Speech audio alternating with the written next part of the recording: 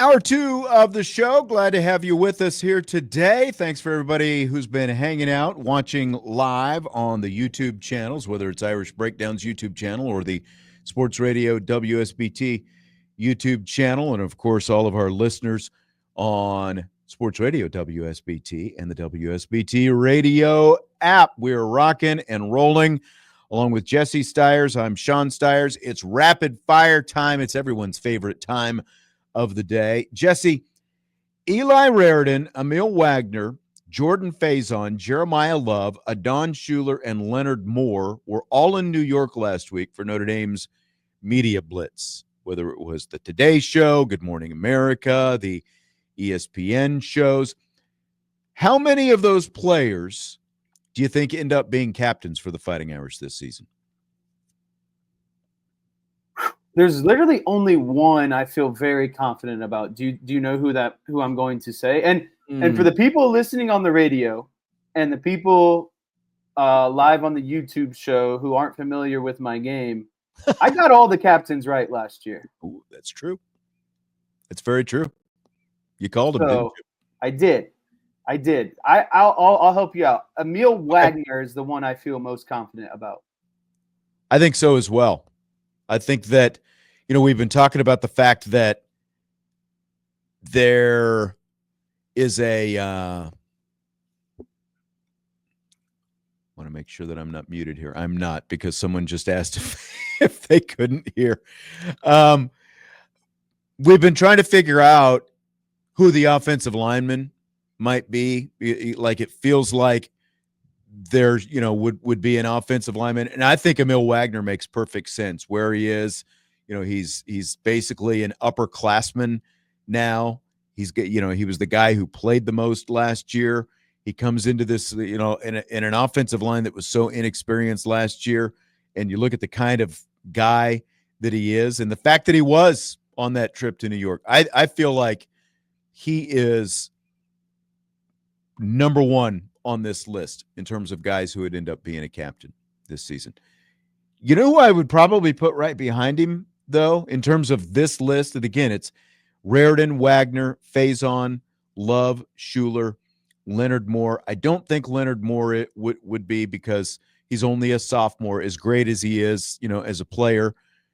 I would put Eli Raridan. I knew you were going to say that. My top three are Emil Wagner, Eli Raridan, and then Jeremiyah Love. Jeremiyah Love has the talent and the presence. I don't know if he has the personality, the outspoken personality to be a team captain. Because he's very, kind of, at least even kill, quiet, soft-spoken, which is, great in terms of actually being a player, not too high, not too low, and all that kind of stuff. So that's, because like all of these other guys, really good players, I don't know, like a bit young, just where some younger guys. Don Lloyd is asking in the YouTube chat, what about Greathouse? I do feel like Greathouse has a very good shot at being captain. Now, he wasn't on the New York list, so that's what, the question, I based it around the guys who were on that trip. That's why I'm asking, like, of those guys who made the trip to New York with Marcus Freeman last week, which ones could end up being captain? So I agree with you. I feel like Raridan and Wagner are the two guys I would put at the top of the list in terms of guys who I feel like have the best shot at being captain. I do feel like Greathouse has a really good shot at being captain. We've talked about Drake Bowen before, going into his junior season now, the kind of guy he is. Like, you heard Chris Ash. We heard Chris Ash talk a lot about his leadership in the spring. I mean, there's no doubt Drake Bowen will be the defensive captain. You're calling it right now? There's absolutely no doubt. Okay. All right. So would you go with those four guys as your locks? Like, do you want to, like you said, you called them last year. Do you want more time to think about it? Maybe we talk about it in the future. We can revisit, but I feel good about Greathouse and Wagner on offense, and then Bowen definitely on defense. I struggle a little bit with who's going to be the guy on defense besides Drake Bowen. Mm-hmm. I think you have a really young secondary, so I don't envision someone from the secondary being up there. I think it's going to come down to a defensive lineman, to be honest with you. And I wouldn't be surprised if Jalen Sneed finds a way to sneak his way in there as well. I wouldn't either. I think that's a good call as well. Like senior now. I mean, the gun show alone should get Eli Raridan much consideration. Those biceps look like that, like he's got a freaking inflation station going on there. I'm going to give you a dark horse as well. Okay. Josh Burnham. Oh, okay. That's a good one. I think that's a good dark horse. I mean, you said a defensive lineman. I think he would make perfect sense. I mean, he's just the typical, in my opinion, just get the job done guy. He's plugged and played in a lot of different places along the defensive line. He's got the years, the experience to be here. And I just see him as someone being a vocal leader, a guy that constantly kind of leads by example. He might not be the most flashy or the most dominant at the end of the day, but I do believe, and again, everyone's getting on me for pronunciation. I'm sorry, Tommy. Tommy's back in the chat. Silent H. Yeah, Tommy only shows up when it's time to nitpick. By the way, he sent me a direct tweet yesterday. There was a photo of him someplace rolling through Texas, and there was like a statue of some guy. He asked me where he was. My only guess, I forgot to respond. My guess would be, like maybe around Austin someplace, or, I don't know. Was it like I don't think I'd ever seen that statue like outside of San Antonio, the Alamo, or any of that kind of stuff. So I don't know. Tommy, you can let us know when you get a chance. Fill in the blank. The biggest benefit of potentially getting Jeremiyah Love more involved in the passing game this season is blank. Is explosiveness. It's absolutely explosiveness. The name of the game on offense is to get the ball into the hands of your most explosive players as many times as possible. And there is no one better than Jeremiyah Love. When you get him in space, as a defender, you might as well say, good luck. I'm going to try it next time, because he has got to be the hardest guy to bring down in all of college football in open space. He's got the hurdle. He's got the stiff arm. We've seen him run through defenders like he did against Penn State. But it all comes down to the explosiveness and the quick twitch. So getting him the ball in the passing game just leads to more explosive plays. I like that. He is definitely explosive, and that's going to be a big benefit. If you get him involved, the ability to, as you said, get an explosive guy the ball in space. I was thinking about this the other day, though, when I came up with this question. We'll see where you rank this.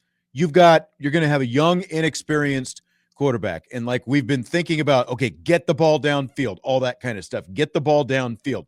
Well, how about also the ability for a young quarterback to get the ball out quickly to an explosive player like that? And all of those things that you're talking about that go along with it. Just the ability to get the ball out quick for a young quarterback, not get, like too wrapped up in maybe sometimes looking downfield. What do you think about that answer? Yeah, I think that's huge. I think that's a very close second, or if you want to go 1A, 1B, he's the security valve.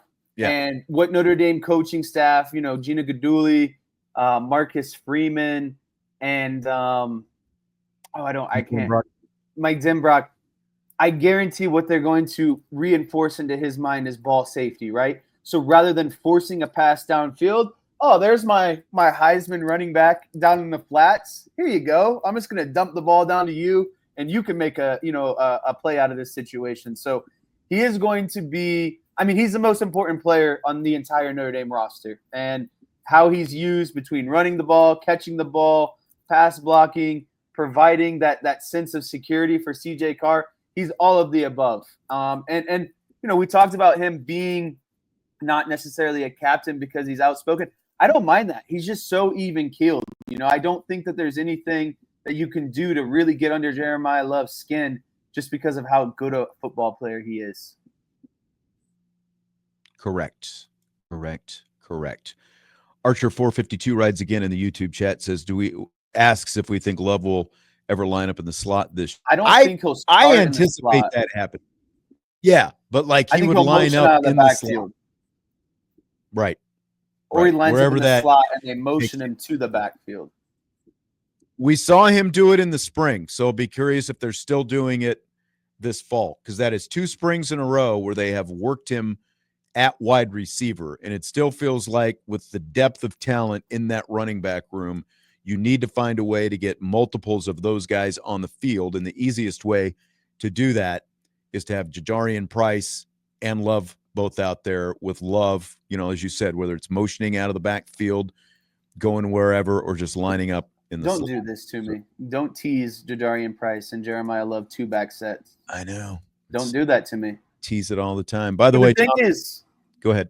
When you line Jeremiyah Love up in the slot, you don't even have to run a play that's designed for him, because defenses are going to go alert, alert, alert, alert, alert. Yeah. And then even if you motion him, for him. Yeah. You can get a sense of, are we in man? Are we in zone? And if they do line up in the slot, it's going to be a very specific look. They are looking to capitalize on a mismatch. So anytime you see, just like those defenses, anytime you see Jeremiyah Love not in the backfield, your alert radars should be going off for something. Mm-hmm. The play doesn't even have to be designed for him, but you know that the eyes are on him. The defense is, moving or shifting coverage because of him. He's just that kind of player on the offensive side of the ball. By the way, Tommy said he was Sam Houston was the statue yesterday in Texas. There you go. Ray Horton, thank you for the YouTube super chats. He says, awesome, you guys are getting more recognition for the hard work you do. IB Nation is number one, and it is Budweiser's weekday sports beat, along with Irish Breakdown / IB Nation. However you want to look at it, that's how you look at it.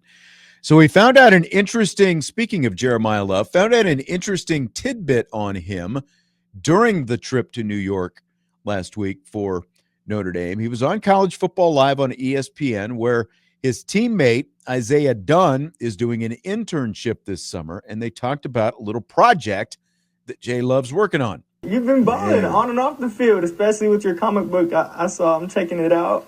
But it's been awesome. I don't know. No, tell us about the comic book. I got a comic book coming out. It's called Jeremiyah. Basically, it's just my way of telling, my story in like a little fun way, in a comic way. I grew up watching anime. I love comics. I just love like the whole, just everything about like just comics and manga and, Marvel, DC, like everything about it I think is very, very cool. So, me and my dad got together and, just thought of an idea to, bring, a comic to life. And that's what Jeremiyah is. Just telling my life through a comic form. It's for all ages, really. Just want to give back to football. Jeremiyah is coming out in September. And, just my life story in a comic form. And I'm just hoping everybody's going to enjoy it. Jeremiyah, the comic book. What do you think about Jeremiyah? Never knew this about Jeremiyah Love. Well, first of all, he looks like an anime guy. That did not surprise me. Like, this is like, if you know anything about like anime comic people, they're kind of quiet, not antisocial, but kind of just like sitting in a room by themselves, watching comics, maybe drawing their own comics at the end of the day. So this is very on par for Jeremiyah Love and his personality, I would say.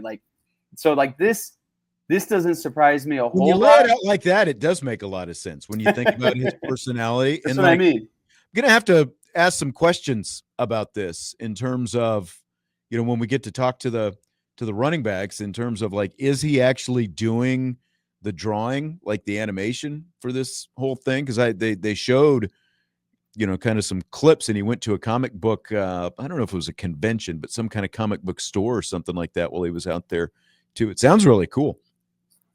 It does, but I like the name Jeremiyah. And I think that I will like it even more knowing the context of the comic, right? Like when I look at it at first, when you think of Jeremiyah Love, like Jeremiyah isn't what kind of maybe comes to mind. I think of like the quickness, like the flash ability, I think at the end of the day. So I think that this name will coincide very well with the comic. I just haven't obviously had the opportunity to read it yet. But I mean, it makes sense. He's a freaking monster on the field. I think it does. I don't think it comes out actually until September. So we'll have to get some specifics on when and where and all that kind of stuff. I'm sure once it does, especially because of NIL, he'll probably, do some kind of event here around campus or around town or something like that to sell Jeremiyah, the comic book.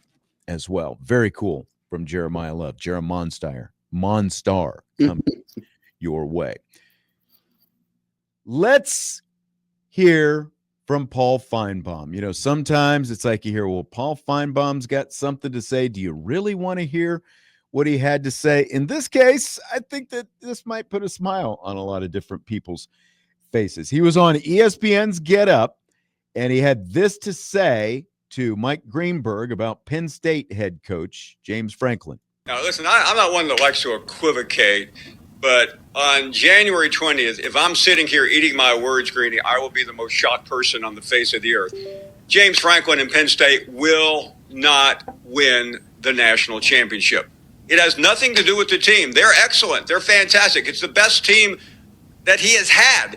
But they still have the problem that they've had since James Franklin arrived from Vanderbilt. They have James Franklin as the head coach. And while he is a very good coach, his record speaks for itself. He is incapable, Greeny, of winning that last game. We saw it last year when he blew a 10-point lead against Ohio State. He blew a 10-point lead against Notre Dame. And I'm getting sick and tired of talking about the leads he has blown, but he's done nothing to convince me otherwise. All right, there you go. Jesse, do you have any disagreements with Paul Feinbaum? I have no disagreements with Mr. Feinbaum, and that might be the first time that statement has ever come out of my mouth. And I need to ask you something. What is that big old word he used at the beginning? Equivalent? Like what does that word even mean? Just answer the question. Man, he's always using these big words that I have no idea what they mean. You know, just give me those simple football words at the end of the day. But, you know, Paul Feinbaum, nothing he said was wrong. He just has a way about going about things, you know, like just on ESPN's Get Up, just completely roasting James Franklin, you know. So, but nothing he said was wrong. You know, James Franklin is the modern day Brian Kelly, if we're being honest. He wins a lot of regular season games. He piles on the 10-win, 11-win, 9-win seasons. But when it really matters most against those top opponents in the playoffs, the New Year's 6 bowl games, or even just a regular season top 25, top 10 matchup, James Franklin cannot get the job done. And yes, this is why it hurt so many so many Penn State fans. This is why James Franklin thought there was a need to take shots at Marcus Freeman during their press conference. He's jealous of Notre Dame overcoming their obstacles before Penn State did at the end of the day. And that's what ended up happening. Like Feinbaum said, he blew a 10-point lead to him in the semifinals. You know, I have every expectation they're going to be back in the championship, or not in the championship, in the college football playoff this season. And Don says Paul Feinbaum spoke the truth. And that's basically what equivocate means. Like, he's not going to dance around the truth. He's, you know, like, he's going to come out and he's going to straight shoot, and he's going to tell you what he thinks, you know. So and that's what James Franklin is. And, you know, my follow-up into this, like, do you lump Brian, like, really, James Franklin and Brian Kelly are the same coach. Which of them has ever won a big game? You know, outside of Brian Kelly winning a couple national championships at the Division II level. At the big boy level, what have either one of them done? You know, like, what have either one of them done? And there's no reason right now to think that James Franklin is going to all of a sudden start winning big games. Look at Penn State's schedule. They're going to be in the playoff because they play a very easy schedule. And if all they lose is 2 games, which I think that they're going to either lose 1 or 2 games because their schedule is so relatively soft, they're going to be in the playoff. They're going to be ranked relatively high. They've got all this back. They've got Drew Aller in the whole thing. But at the end of the day, they can't win big games. That's what it is. I need people, you know, Tommy Guns should have been like a high school English teacher with all this grammar and words he knows. I know. Maybe he came into the wrong calling. I need him to go back, coach some high school English, and coach some fullbacks as a position coach. Maybe that's what he needs to do. I don't disagree with that. All right, so Big Ten Media Day started this week in Las Vegas because, of course, when you think Big Ten, you think Las Vegas, and it's been eventful this week. One of the big talking points continues to be the number of conference games that are being played. The Big 10 and the Big 12 each play 9, while the SEC and the ACC play 8 conference games. So there's the setup. Now, fill in the blank. Big 10 Commissioner Tony Petitti said this, quote, "If you're 6-3 in the Big 10, I would argue that's a good record. If you stumble in the non-conference, I don't know why that would disqualify you from playoff contention." And that, Jesse, is blank.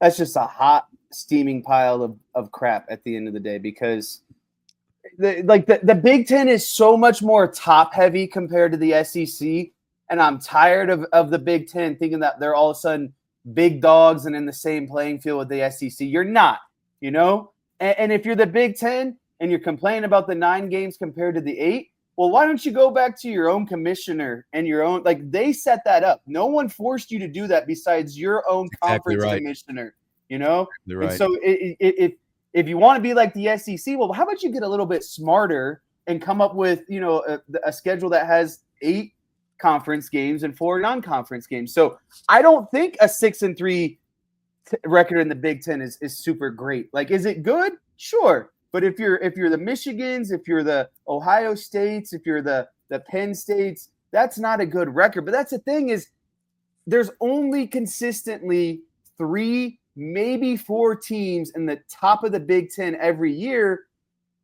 and the rest of them are just a cycle. And you're not playing this. Not many teams have to play Ohio State, Penn State, Michigan all in the same season. And I'm not even going to include USC in that list yet, because they're simply not back. They're not one of those better schools. And so, yeah, Oregon is up there now. But, you know, of traditional, the Big Ten is just so top-heavy to me. No, it's absolutely top-heavy. And the other thing is, we need to dispel the myth that just because you're playing more conference games means you're playing better competition. Correct. That is like the Big Ten and Tony Petitti. Yeah, I mean, he's making the pitch for his conference, but that is not the truth. I'm gonna read you. I'm gonna give you here the schedule of a Big Ten team and the schedule of an SEC team. Remember, the Big Ten team is playing 9 conference games. The SEC team is playing 8 conference games. And you tell me if they're equal. Here's the schedule of the Big Ten team: Oregon, UCLA, Northwestern, Iowa, Ohio State, Indiana, Michigan State, Nebraska, and Rutgers. Okay, so again, you got 2 tough games on that schedule, right? Maybe 2.5 if you include Indiana. We don't know if Indiana is going to come close to duplicating what they did last year. So that's the Big Ten team. Here's the SEC team. Here's their schedule. One fewer game. Auburn, Texas, South Carolina, Ole Miss, Tennessee, Alabama, Missouri, LSU. Whose schedule would you rather have? Not any of those SEC schools. And the Penn State school, or the Big Ten school, the schedule that I read was Penn State's. We were just talking about how soft Penn State's conference schedule is this year. Oregon, Ohio State, Indiana. It comes down to that. Well, the thing is they diluted it even more. Oklahoma is the SEC school that I just read. And somebody asked yesterday about Oklahoma being a top 8 seed in the college football playoff. There's no way they will be because of the schedule that they play this year. They could be better this year, but they're not going to be playoff worthy because of the schedule, that schedule that I just read that they're going to play. Auburn, Texas, South Carolina, Ole Miss, Tennessee, Alabama, Missouri, LSU. There's no way. And again, here's Purdue's conference schedule. Compare it to what I just read for Penn State. USC, Illinois, Minnesota, Northwestern, Rutgers, Michigan, Ohio State, Washington, Indiana. Oof. Second year in a row, Purdue has been saddled with a tougher conference schedule than any of the contenders in the Big Ten. And there you go. It's a wash. Yeah. Well, the thing is you added more of these schools, and I mean, yeah, Oregon was good, but the rest is just more dilution, you know? Like you're just adding to more of the problem by diluting your middle to bottom tier schools. No one wants to play an SEC school. You know, like I'm more worried about Notre Dame playing Arkansas than I would be like Notre Dame playing Michigan State this season, Purdue. You know, so like I just I don't know what you want me to say. If you're not playing Ohio State, Penn State, maybe Michigan, like what you were saying with the Big Ten being so top heavy, if you're not playing one of those three teams, like I think you take your chances any given week. Oregon, I forgot about Oregon. See, and I keep forgetting, about those West Coast teams being part of the Big Ten now. Oregon is obviously in that picture as well, but it's very top heavy. But Petitti and that conference keep wanting to act like, oh, we're playing this extra game, and it's so tough because we're playing this extra game in conference, and everyone should be like us. Speaking of which, everyone's favorite braggart, Indiana head coach Curt Cignetti, was asked about the recent decision to drop their home-and-home series against Virginia, and he said, quote, "We figure we'd adopt an SEC scheduling philosophy," end quote. Then he goes on to mention how many SEC teams play FCS opponents and that the SEC only plays 8 league games. Meanwhile, new Purdue head coach Barry Odom, who, of course, Purdue played Notre Dame last year. They're going to play him this year. They're going to play him again next year as well. They also played Oregon State last year.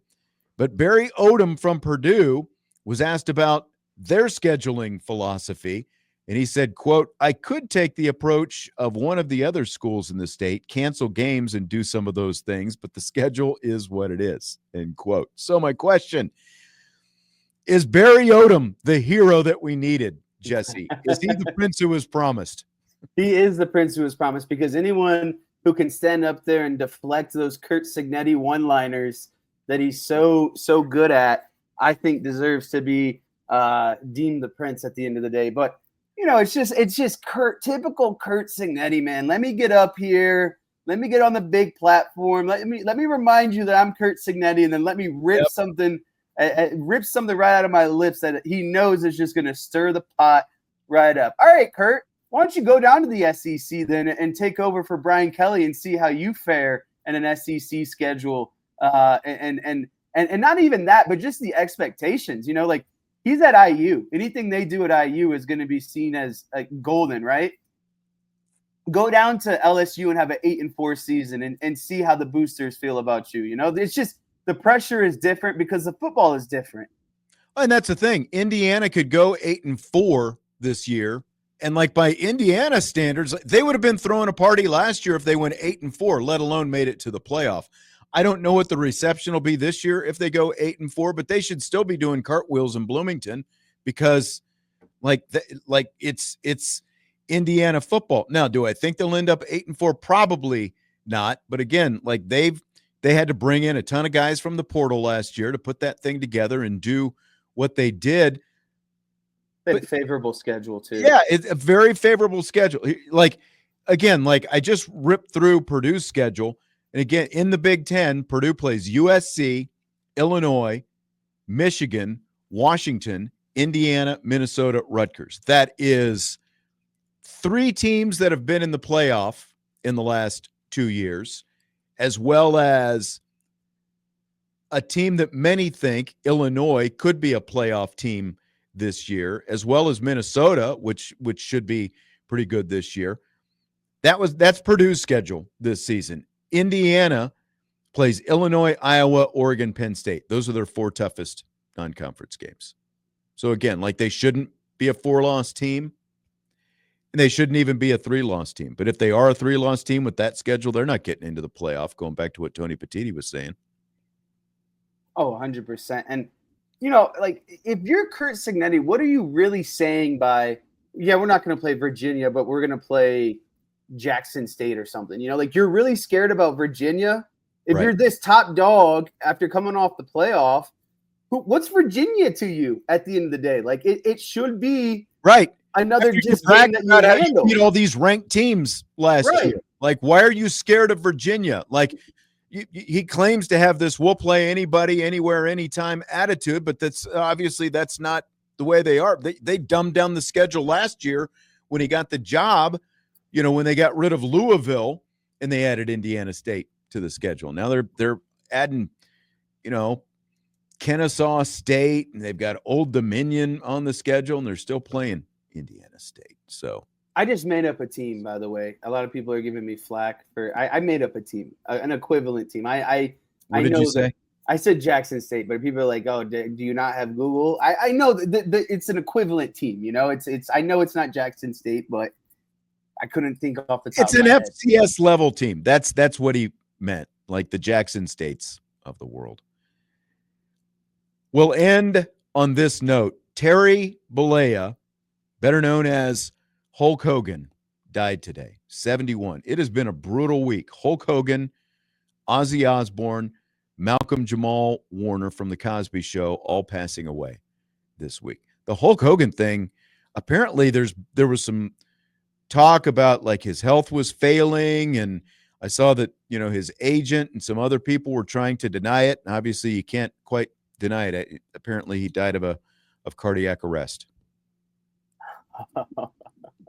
That's unfortunate. Sorry, I wasn't laughing about that. I was laughing about a comment in the chat, but I did read that thing yesterday where I was like, everyone's like, oh, he's in good health. There's nothing to worry about. And then all of a sudden today, it's just got the notification, and that's what it is. Who was more legendary to you, Ozzy Osbourne or Hulk Hogan? Ooh, I've got to go Hulk Hogan with that one. Like I was never a big Ozzy guy. There's a few songs that I like of Ozzy's, and obviously he goes all the way back to Megadeth. I think what I knew more about Ozzy was when he was doing the do you remember the Osbournes from a few years ago when they were my mom watched that show. Yep, that's right. That's like they were kind of that family, the Osbournes, kind of a pioneer in the reality show world. Like even before the Kardashians, there was the Osbournes. They kind of started the trend of family drama TV. That's right. And then you picked it up and ran with it, right? But like Hulk Hogan from my childhood in the 80s, WrestleMania and all that stuff. And there was like rock and wrestling, and you had Hulk Hogan and you had Mr. T, and of course, all the other guys, and then the heel turn later on his career in the whole thing. And then he just kind of turned out to be a jerk when it was all said and done. But he was a hero of a lot of people back in the 80s with the rise of the WWF, now the WWE. We will wrap it up with that, Jess. Good stuff as always. You'll be back on tomorrow's show.